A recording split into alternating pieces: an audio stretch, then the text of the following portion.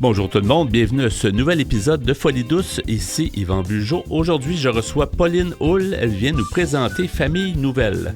À l'espresso et à l'espresso allongé, Pierre Laporte amène son sujet, la technique du gaslighting. Notre collaboratrice Catherine Stassin est aussi des nôtres, sa chronique « Je ne comprends pas mes émotions ». Bienvenue chez nous.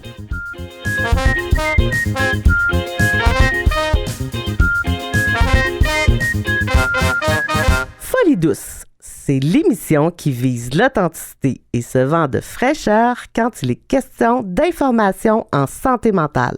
J'accueille maintenant mon invité, Mme Pauline Houle. Bonjour, Mme Houle, bienvenue à Folie douce. Merci de nous inviter. Ça nous fait plaisir. Vous êtes présidente de l'organisme Famille Nouvelle, qu'on va apprendre à connaître aujourd'hui. Donc, Famille Nouvelle, dites-nous tout. D'abord, c'est quoi? C'est une organisation qui existe depuis longtemps, vous Oui, d'abord, Famille Nouvelle a été créée par une religieuse qui est décédée maintenant depuis une dizaine d'années, qui s'appelait Sœur Dolores Riopel, qui faisait partie de la congrégation l'Institut Notre-Dame du Bon Conseil.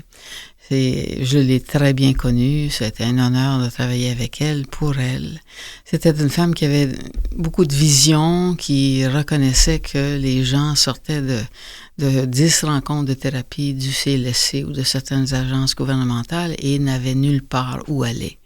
Et notre mission principale, d'ailleurs, c'est la seule. C'est resté la même. C'est resté la même. Depuis 38 ans, elle a fondé en 1987. Et la mission est de rencontrer des gens pour la thérapie sans limite. Alors, les organismes doivent mettre des limites, 5 ou 10 ou 20. Nous, on n'a pas de limite. Et nous ne sommes pas subventionnés. Alors, on a des donateurs, des bienfaiteurs qui croient vraiment en notre mission. Et c'est de donner de la thérapie aux gens selon leur budget. Et dans tous les types de thérapie, on parle que santé mentale. Santé mentale, en fait, tout est santé mentale, là, mais est-ce qu'on parle de problématiques de santé mentale ou à peu près toutes les problématiques sociales? La limite que nous plaçons avec la nouvelle loi depuis, loin d'être nouvelle, là, mais depuis 2012, l'Ordre des psychologues du Québec a réussi à faire statuer sur c'est quoi la différence entre la thérapie et la psychothérapie. Alors, naturellement, on a des limites. Tout ce qui est psychothérapie ou psychologie reçoit, en principe, des cas un peu plus lourds. Alors, si quelqu'un nous appelle puis qu'il me dit « j'ai une dépression majeure », c'est sûr qu'on va lui recommander d'aller en psychologie avec un psychologue ou un psychothérapeute ou même à la rigueur un psychiatre, quelquefois. Ouais. Mais nous, à Famille Nouvelle, on a choisi depuis longtemps la diversification. Alors, on a des thérapeutes en relation d'aide, art thérapeutes, travailleurs sociaux, on a rarement un seul psychothérapeute. On a quelques psychologues accrédités dans leur pays d'origine, Brésil, Argentine, Colombie, qui ne sont pas nécessairement encore accrédités ici au Québec, mais on est très diversifié. On reçoit des cas de l'IVAC, on a de la médiation familiale, on a aussi une approche psychocorporelle. Alors, l'IVAC, c'est les actes violents, c'est ça? Hein? En principe, l'IVAC, ça veut dire l'indemnisation des victimes d'actes criminels. D'actes criminels, effectivement. Mais aujourd'hui, je pense, sans être férue ni une experte avec l'IVAC, je pense qu'ils ont ouvert leur champ. Si, exemple, quelqu'un a subi des abus ou des traumas dans l'enfance, ils peuvent très bien être reconnus par l'IVAC. Okay. À ce moment-là, l'IVAC défrait plusieurs rencontres gratuitement. Ouais. Il s'agit de trouver quelqu'un, un thérapeute, qui est accrédité par l'IVAC pour les rencontrer. Ouais. Ah, c'est ça la nuance. On s'était dit qu'on allait se tutoyer, je pense, au début. On va se tutoyer. Donc, Pauline, tu es là depuis plusieurs années comme présidente. 33 ans. 33 ans. Pourquoi? Pas comme présidente. Non, mais pourquoi? Pour que c'est quand même de la relation d'aide. Oui. Ça peut être brûlant pour certains, ça peut être motivant, puis ça peut être gratifiant pour d'autres. Donc, pour moi, c'est une deuxième carrière. J'ai œuvré dans un milieu totalement différent pendant 20 ans. Je suis retournée aux études pour faire un bac en travail social, ensuite une maîtrise, ensuite plein d'autres formations. Alors, quand j'ai connu Sœur Dolores, c'était un peu une histoire d'amour. Je suis tombée en amour avec sa mission, avec cette femme-là. Alors, j'ai offert plusieurs années comme thérapeute bénévole. Puis ensuite de ça, j'ai quitté pour une sabbatique. Et quand je suis revenue, Dolores, qui était une femme d'action, dit « Bon, Pauline, là, j'ai besoin de quelqu'un sur le CA, là, viens-t'en. » Alors, c'est comme ça que je suis jamais débarquée depuis 1995 du CA. Alors, j'ai gravi plusieurs différents postes. Je pense que ça fait à peu près 20 ans que je suis présidente. Ça te permet aussi d'avoir un bon fil conducteur, de dire au courant des années, parce que ça évolue. Là, comment l'organisme a évolué? On parle de 30 quelques années, presque 40 ans en arrière. On parlait à ce moment-là, probablement encore, il commençait à avoir des organismes, semble lucratifs, mais pas tant. Là. Non. Et nous n'avons jamais été subventionnés par l'agence du gouvernement qui s'occupe surtout des organismes communautaires, le PSOC, le programme de soutien d'aide aux organismes communautaires. Par choix ou plus par... Et on a essayé une année et leur réplique était que nous n'avions pas suffisamment de vie associative.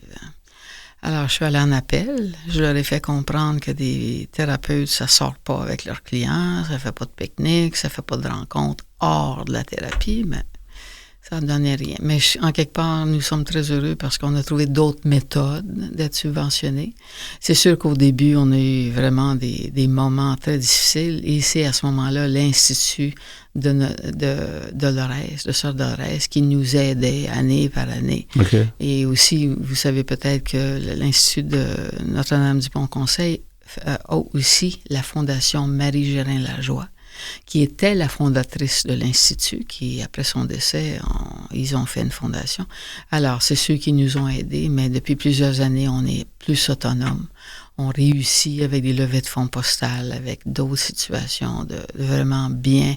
On n'est pas riche, comme dirait ma mère, il n'y a pas de folie à faire, mais on réussit très bien à survivre. Et la clientèle, c'est plus des gens qui sont dans la région de Montréal ou un peu partout? On dessert le Canada en virtuel. OK.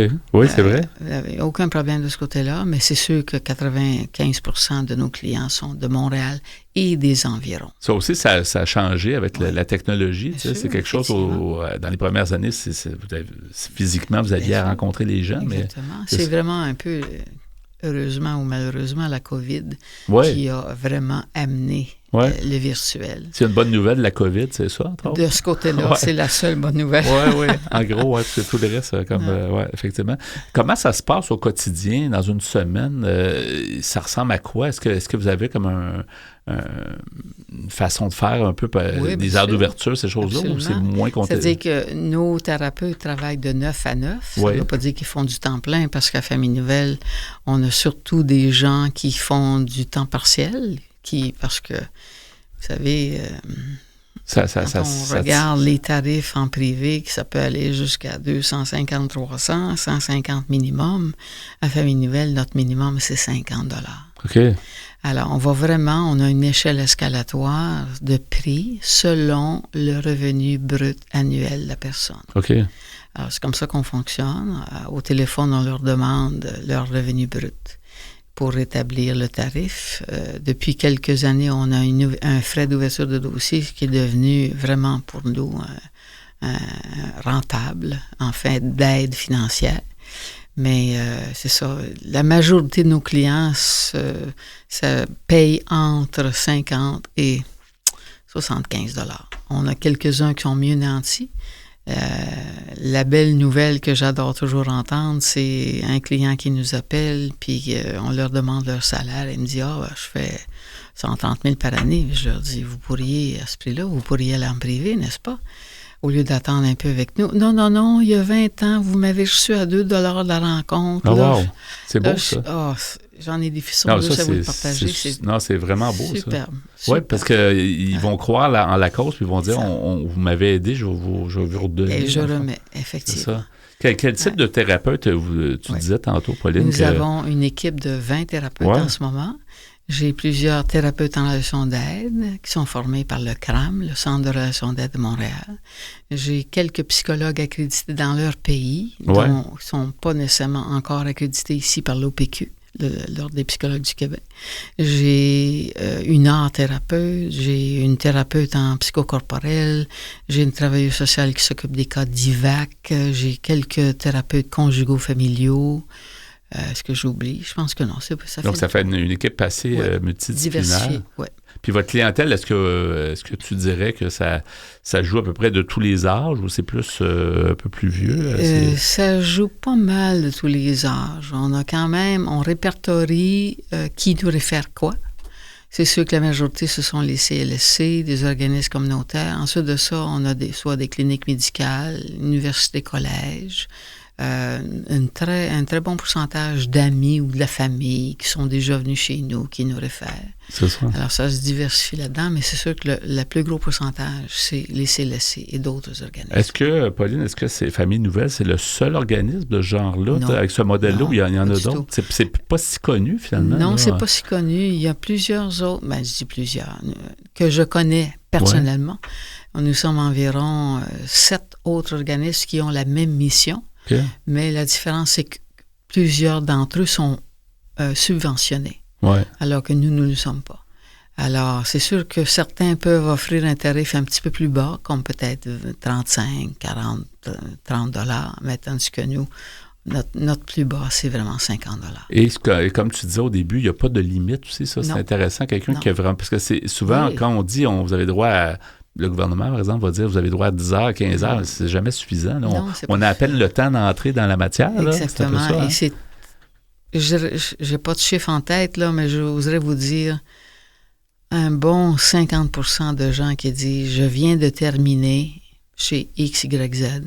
C'était 10 rencontres, c'était 5, c'était 15. Mais j'ai besoin de continuer. Ouais. Alors, souvent, ils s'en viennent chez nous. C'est souvent la critique qu'on entend. Les gens disent c'est pas assez, puis pourtant, ça a été décidé un peu...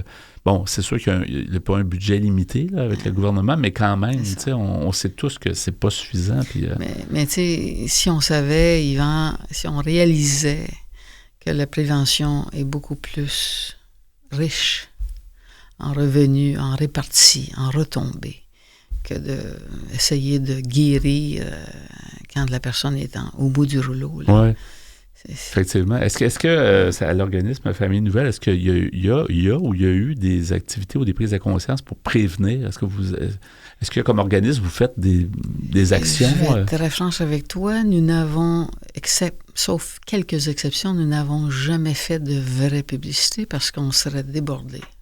On a déjà eu des listes d'attente de 6 mois, 8 mois.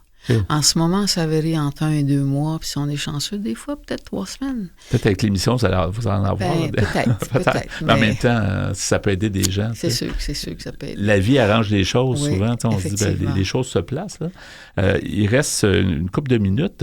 Pauline, comment tu vois la suite de l'organisme? On l'a dit tantôt, c'est un organisme qui existe depuis plusieurs décennies. Est-ce que c'est la poursuite? Est-ce que c'est... On poursuit ça, je sais que les Japonais ont des plans de 100 ans dans leur compagnie. Pour moi, c'est à très long terme. Oui. Je sais qu'à un moment donné, je vais avoir une terminaison parce que, j'ai bien les cheveux gris, mais je suis heureuse d'être là. Mais éventuellement, moi, je vois vraiment Famille Nouvelle à très long terme. Et de transmettre, d'avoir une relève aussi, puis pour continuer. On a une relève, ça c'est pris en compte. Ça, c'est excellent. Ouais. Avant de terminer, est-ce qu'on peut mentionner les coordonnées? Vous êtes quand même ouvert là, comme organisme. On disait qu'il y a des références, mais si quelqu'un sent qu'il y aurait un besoin... Là, le 211, le 811 nous connaissent très bien, absolument. On mentionne Famille Nouvelle à ce moment-là. Effectivement. Et sinon, le site web, on peut... Le site web, c'est pas compliqué, c'est www.famillenouvelle.org. Ouais. Et nous sommes situés au 4450 Saint-Hubert, juste au sud de Mont-Royal, à 100 pas du métro Mont-Royal. Et c'est sûr qu'on accueille tout le monde au téléphone. Des fois, ça prend quelques jours à retourner les appels, mais nous sommes que des bénévoles au téléphone. Alors, c'est sûr, on n'a pas les moyens de se payer quelqu'un à temps plein. D'ailleurs, on en recherche des bénévoles. Mais c'est ça, on vit très bien. L'invitation est lancée, si jamais il y en a qui veulent s'impliquer. Absolument. Merci beaucoup, Pauline Houle, présidente de Famille Nouvelle. C'est intéressant de vous découvrir. Je ne connaissais pas l'organisation, puis j'espère que les auditeurs vous n'êtes pas les seuls. Oui, les auditeurs vont le savoir aussi que vous existez. Merci beaucoup. Merci, Yvan. Au revoir. Au revoir. Folie douce est aussi présent sur Instagram. Venez nous voir. Nous voici maintenant rendus au segment Espresso. Bonjour Pierre Laporte. Salut Yvan. Aujourd'hui, ton sujet, la technique du gaslighting. Le gaslighting, oui, c'est en un seul mot. C'est une expression que je ne connaissais pas. Que tu m'intrigues. Oui, c'est vrai que c'est intriguant. On se demande un peu ce que ça veut dire. Oui. Alors, tout d'abord, si on regarde le sens du mot, simplement, si on va dans Wikipédia, on regarde l'étymologie. On nous dit que la pièce de théâtre de 1938, qui s'appelait Gaslight, en deux mots, connue sous le nom d'Angel Street aux États-Unis, ainsi que les adaptations cinématographiques de 1940 et 1944 sont à l'origine du terme qui fait référence à l'utilisation systématique par le personnage principal de la manipulation psychologique sur sa victime. Dans la pièce, le mari cherche à persuader son épouse et son entourage qu'elle devient folle en manipulant des détails de leur environnement.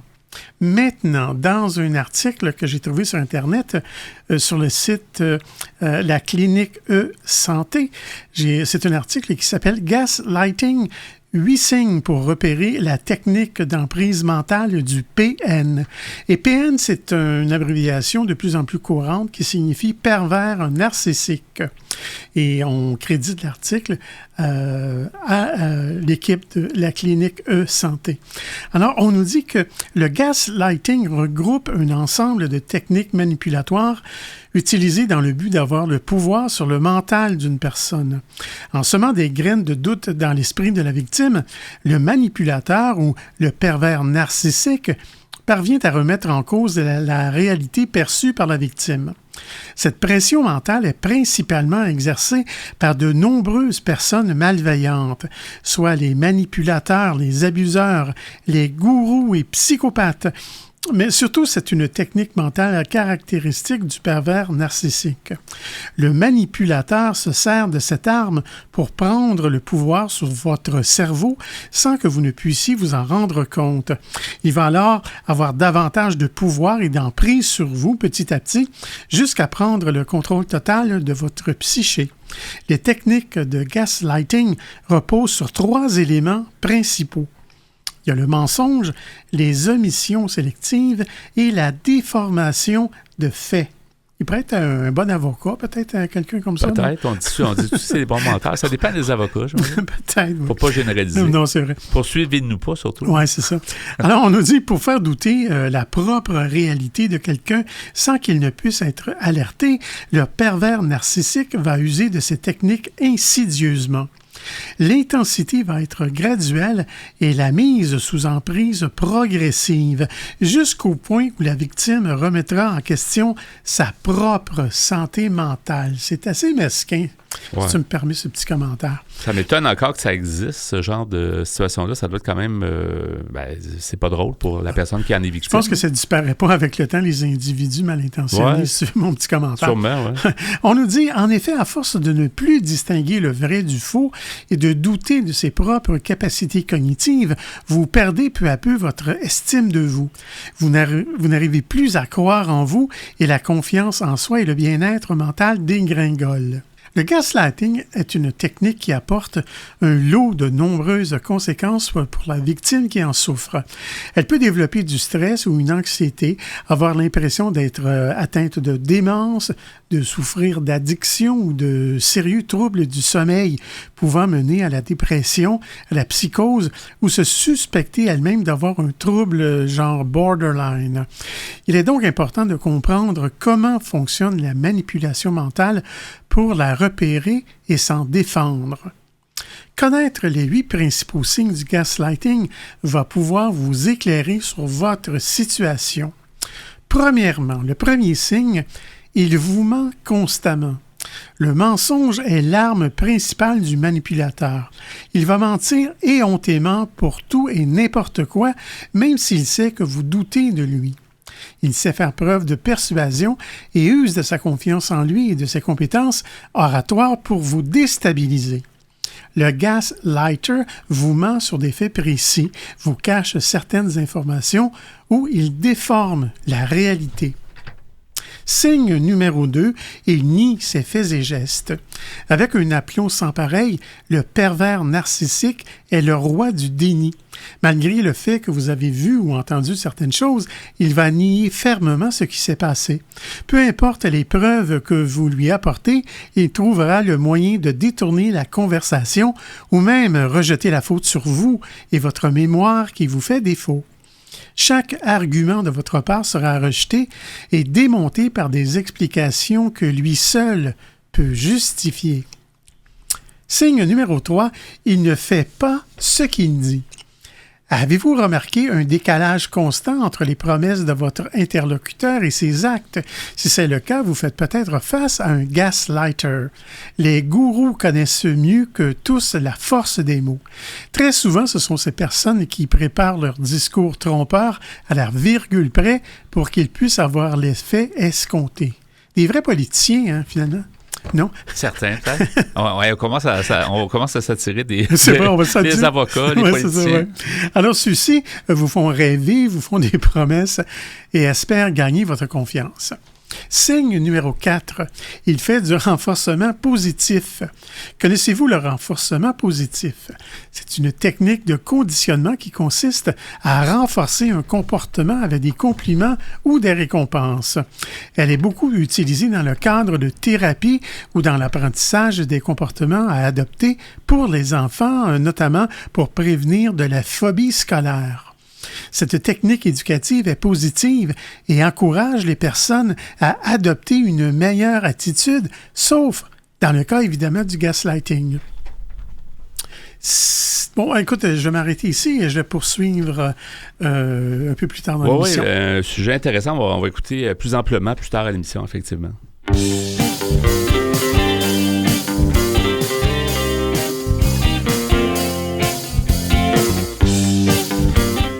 À venir dans cet épisode de Folie douce, notre collaboratrice Catherine Stassin amène sa chronique « Je ne comprends pas mes émotions ».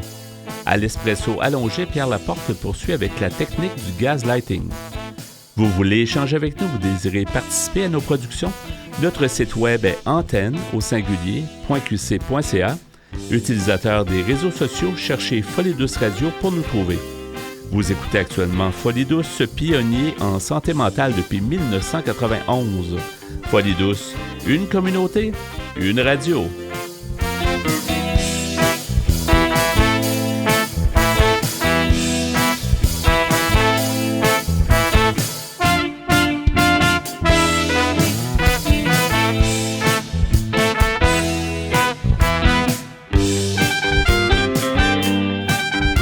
Les meilleurs chroniqueurs en santé mentale s'expriment sur les ondes de Folie douce. Écoutons-les. C'est maintenant le moment d'accueillir Catherine Stassin. Bonjour Catherine. Bonjour Yvan. Alors aujourd'hui, ta chronique « Je ne comprends pas mes émotions ». Est-ce que c'est une citation de toi-même ou c'est plus le sujet de la chronique? C'est le sujet. Ben, c'est vrai que ça peut m'arriver, en effet. Ben, de ne pas comprendre où j'en suis. Ben, je blague un peu, mais à tout le monde. Des fois, on ne se comprend pas trop. Là, ouais. Ben oui, on peut chercher des émotions où on n'est pas sûr. Puis, tu sais, la santé mentale, on parle de santé mentale ici, tu sais, souvent, ça fait peur aux gens, mais les émotions font partie de la santé mentale. Tu sais, on a tous des émotions, des hauts, des bas, ça va mieux, ça va moins bien, selon les situations, alors c'est important d'en parler. Hein. Oui, et puis c'est aussi important de savoir par quel type d'émotion on passe, parce que du coup, ça permet de savoir, tiens, j'ai réagi comment, est-ce que c'est de la colère, est-ce que c'est de la frustration? Il y a beaucoup de gens qui sont pas capables d'interpréter leurs émotions, tu sais, ils vivent des choses, puis ils sont pas capables de mettre un nom là-dessus, ou d'avoir un regard là-dessus. Là. Mais en effet, je pense que tout le monde passe à travers ça à un moment ou à un autre, hein, ça peut nous arriver, mais il y a vraiment des personnes pour qui c'est une impossibilité de mettre un nom sur une émotion. Donc ça, on tombe dans un autre domaine quand même. Hein. C'est vraiment des gens, c'est environ des personnes qui c'est une souffrance là, et on parle d'alexithymie. Ah, c'est ça le mot. Alors, ça veut dire de nouveau sans, et puis lexis, c'est le mot, hein, un lexique. Mm-hmm. Et puis thymie, c'est l'humeur. Donc, ça veut dire quelqu'un vraiment qui n'arrive pas à mettre des mots sur son humeur, sur ses émotions. C'est quelque chose qui est... On parle ici... on ne dit pas qu'il y a vraiment un manque d'émotion chez ces gens, hein, attention. Hein. Mais par contre, c'est comme un trait de personnalité plus. Quelqu'un qui n'arrive pas à identifier par quelle émotion il ou elle passe. Et si ça devient pathologique, alors il y a une souffrance. Si c'est extrême, il y a une véritable souffrance parce que c'est sûr, on va voir que ça a des conséquences dans la vie de tous les jours. Si on ne sait pas identifier, est-ce que je suis fâchée? Est-ce que je suis triste? Est-ce que je suis désespérée? Est-ce que je panique? Est-ce que j'ai mal quelque part? Est-ce que je suis dégoûtée de quelqu'un ou de quelque chose? Donc, on parle souvent que l'alexithymie concerne environ la moitié des personnes autistes et d'autres personnes ayant aussi, qu'on va repérer surtout par des symptômes psychosomatiques. Donc, j'ai mal au dos, mais en fait, le mal au dos veut dire autre chose, d'accord? Ouais. Donc, c'est ça le psychosomatique. On va voir, par contre, on ne peut pas dire que ce soit réservé au typique de l'autisme. D'accord? Donc, on est ici dans autre chose, hein, même si la moitié des autistes passent par cette condition également. On a de la D'accord? difficulté à reconnaître leurs émotions. Mais Tout à fait. Déjà, Oui. en général, les gens ont peu de temps pour s'asseoir. On dit souvent ça. Il y a souvent des conseils en disant prenez quelques minutes par jour. Analysez un peu votre ressenti, vos émotions. Les gens ne font pas ça de base. Déjà, si on ne fait pas ça, ça va être difficile de reconnaître les émotions. Tout à fait. Est-ce que je suis fatiguée ou est-ce que je suis frustrée parce que je suis Ouais. fatiguée ou Dieu sait Quelle quoi? raison? On n'a pas, en effet, tout le temps de tout analyser. Mais on voit que c'est plutôt, donc je parlais ici de troubles connexes par rapport à l'autisme. Hein, on parle de troubles qui va être... mais dans la population, ceux qui ont des difficultés où ce n'est pas dramatique pour leur vie, c'est de 17 à 23%. Donc c'est quand même élevé. Ouais, hein. quand même. Mais chez qui ça devient une souffrance, le pourcentage est beaucoup plus bas, d'accord? C'est vraiment quelque chose qui est une souffrance pour la vie de la personne, personnelle, familiale, sociale, donc professionnelle, amoureuse. Donc ces personnes-là sont en difficulté, en grande difficulté, quand il s'agit de vivre toutes les sphères de la vie, comme vous et moi, et d'avoir une vie, entre guillemets, normale, hein. Donc, on peut comprendre pourquoi. C'est sûr que si on ne reconnaît pas nos émotions, l'autre personne avec qui on vit va peut-être les reconnaître, mais on ne va pas agir en conséquence. Ça va être un petit peu confrontant. Et surtout, comment dire, quand on est face à quelqu'un qui lui-même ne reconnaît pas une émotion, c'est désopilant. C'est un petit peu comique comme mot, peut-être. C'est peut-être pas celui-là que j'aurais dû choisir, mais je veux dire, c'est déroutant. On va dire ce mot-là plutôt, d'accord? Ouais. Donc, on peut distinguer deux sortes d'alexithymie. La primaire, qui est vraiment un trait de personnalité, ok? C'est dû ou à des facteurs génétiques ou neurobiologiques. Donc, c'est arrivé comme ça.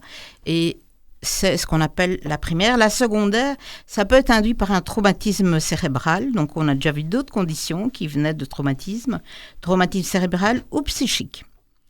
Et on devient alexithymique et donc on a plus de difficultés à reconnaître nos émotions suite à un choc. D'accord ? Alors, il y a aussi des degrés d'atteinte. Il y a le primaire et le secondaire, mais quand on est alexithymique, on a aussi des degrés d'atteinte. Il y en a qui sont très légèrement atteints et qui pour fonctionner dans la vie, d'accord? Ils peuvent avoir une vie sociale, amoureuse, professionnelle, personnelle, se développer, etc. et avoir quelques difficultés uniquement.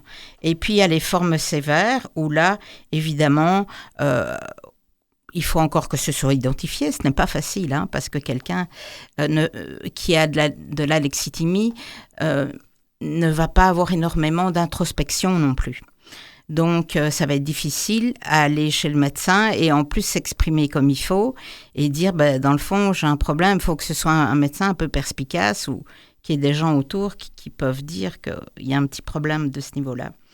Alors, on va voir que c'est quoi les difficultés principales, hein? On a parlé qu'ils ne peuvent pas nommer les émotions, mais donc ça veut dire qu'on ne peut pas identifier ce qu'on ressent.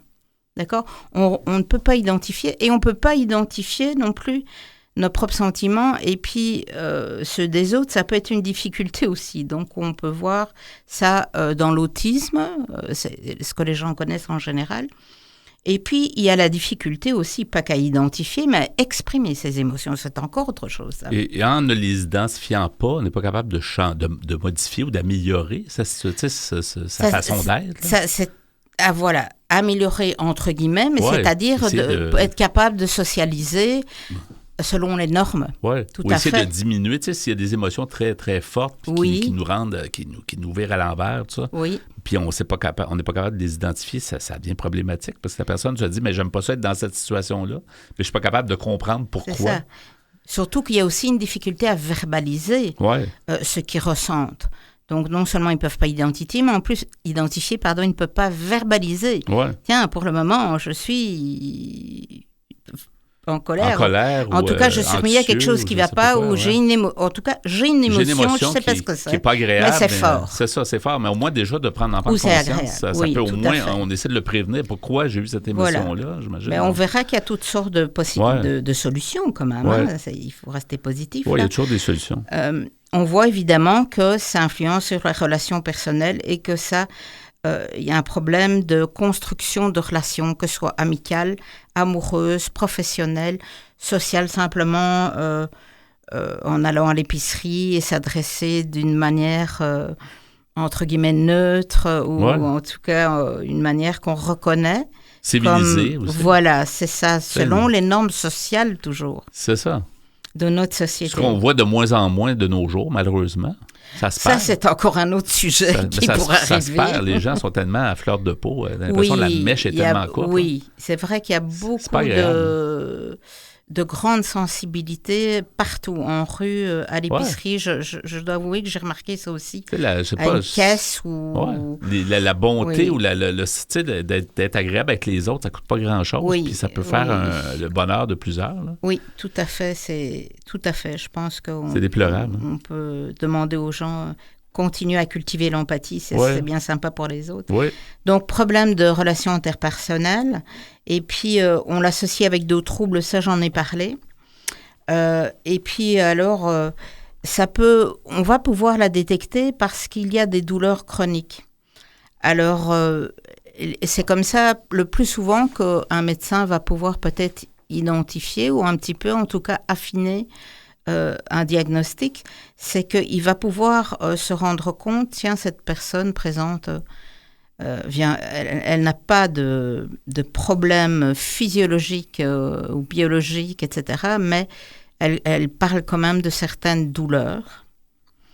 Et donc, il pourrait identifier par là. Ou peut-être simplement aussi en ayant une conversation avec quelqu'un et lui dire comment est allée votre journée ou comment allez-vous? Et la personne ne sait pas comment elle va, en fait. Ouais. Elle ne peut pas répondre « ça va, mais je ne sais pas ». Ou « ça ne va pas pour quelque chose, mais je ne sais pas pourquoi ça va voilà, pas ». Exactement. C'est souffrant, là?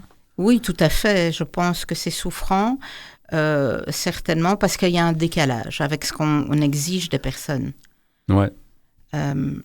Alors, ce qu'on peut dire, c'est qu'il y a quand même des thérapies qui peuvent soulager les patients et les personnes, plutôt alexithymiques, et les aider petit à petit à aller identifier leurs émotions. Et donc, quand on identifie notre émotion, dans le fond, je suis fâchée parce que j'ai été témoin aujourd'hui d'un sans-abri qui s'est fait enfermer dans des toilettes par des enfants d'école secondaire. Ce qui n'est pas très sympa. Non, c'est pas très sympathique. Une histoire vraie, ça, ou c'est un exemple? Oui, c'est quelque chose que j'ai vu aujourd'hui. Wow. Oh là là. Okay. C'est pas très drôle, mais j'y ai repensé plusieurs fois parce que j'ai pas eu le temps de réagir tout de suite. Ça s'est fait comme ça, en fait. Je croyais qu'ils jouaient entre eux. Ouais. Cette personne est sortie en hurlant. Ouais. Elle a eu très, très peur. Mais c'est quand même... c'est là que j'ai vu que c'était une sans-abri et qu'en fait, il se moquait d'elle, en fait. Hein. Oui, absolument. Wow, une situation vécue. Mais Catherine, est-ce que tu t'es posée dans cette situation-là? C'est une question sur tes émotions. Qu'est-ce que tu ressentais? Comment tu as agi? Mais c'est sûr que là, j'ai été en fait stupéfaite. Hein.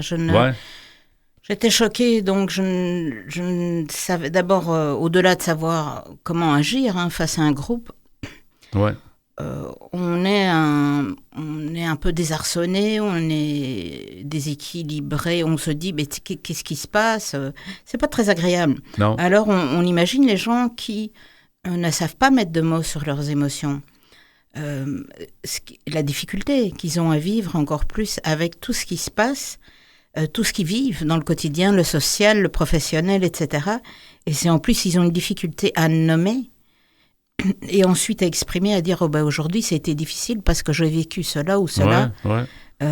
Ça reste que le conseil que plusieurs nous ont donné de dire prenez 5 minutes, c'est rien 5 minutes, puis souvent on y pense pas, mais en prenant 5 minutes, au moins faire le point, que ce soit en fin de journée ou quelque part dans notre journée, juste pour se poser un peu. Peut-être des fois ça peut aider en tout cas de prendre cette habitude-là. Hein.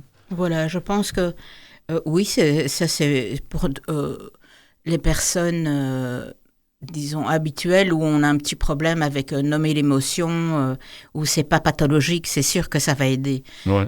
Pour ce qui est vraiment des gens qui ont cette pathologie de l'alexithymie, c'est sûr qu'il faut aller voir des professionnels. Hein.